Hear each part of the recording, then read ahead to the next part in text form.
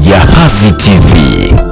Siku 100 za Rais wa Zanzibar Dr. Mwinyi, ambapo hapa tathmini mbalimbali zimeweza kuwasilishwa kupitia mawaziri walioteuliwa na rais huyu katika kuonyesha mchanganuo na namna alivyofanya kazi kwa siku hizi 100 tangu walipopewa kijiti cha kutumikia madaraka ya wananchi. Leo alikuwepo waziri wa ofisi ya Rais Dr. Saada Mkuya, ambapo hapa ameweza kuelezea namna tathmini ya vitu mbalimbali ambavyo ameweza kuvifanya kupitia wizara yake, ikiwemo kuboresha kitengo cha mawasiliano kutoka kwa wananchi mpaka serikalini kupitia kampeni ya Sema Rais, lakini pia nyanja mbalimbali ikiwemo nyanja ya vijana katika hatua mbalimbali za kufikia lengo na kutatua changamoto zinazowakumba katika jamii.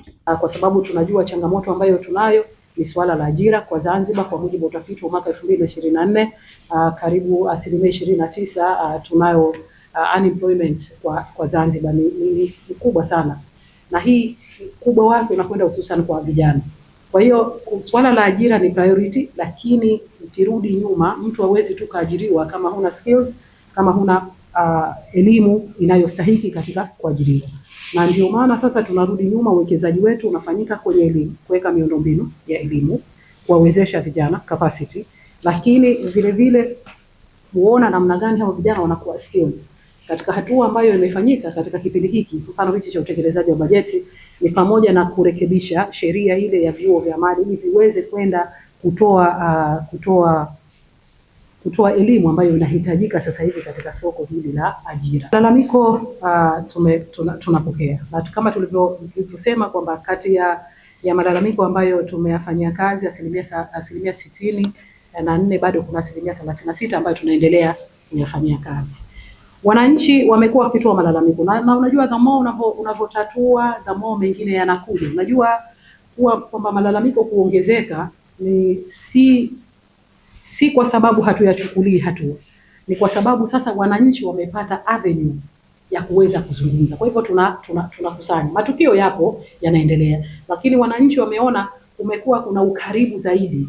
Lengo hasa hili la Sema na Rais ni kuwa uwe na ukaribu zaidi baina ya wananchi na serikali yao kwa ajili ya utatuzi wa haya matatizo. Kwa hivyo wananchi, mimi ni waombe kwamba tuendelee kutumia mfumo wa Sema na Rais, kwa sababu ukiachia changamoto zilizokuwepo, bado kuna mafanikio ambayo yamepatikana. Kuna mambo mengi ambayo yalikuwa ni changamoto lakini yameendelea kutatuliwa, na source yake ni mfumo huu wa Sema na Rais.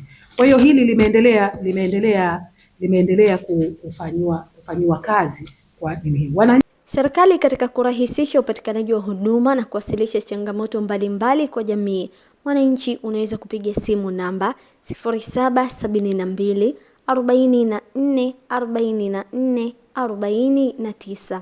Unaweza kupiga namba hii kwa ajili ya kueleza changamoto na utapatiwa ufumbuzi.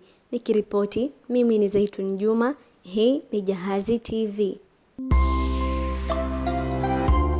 Jahazi TV.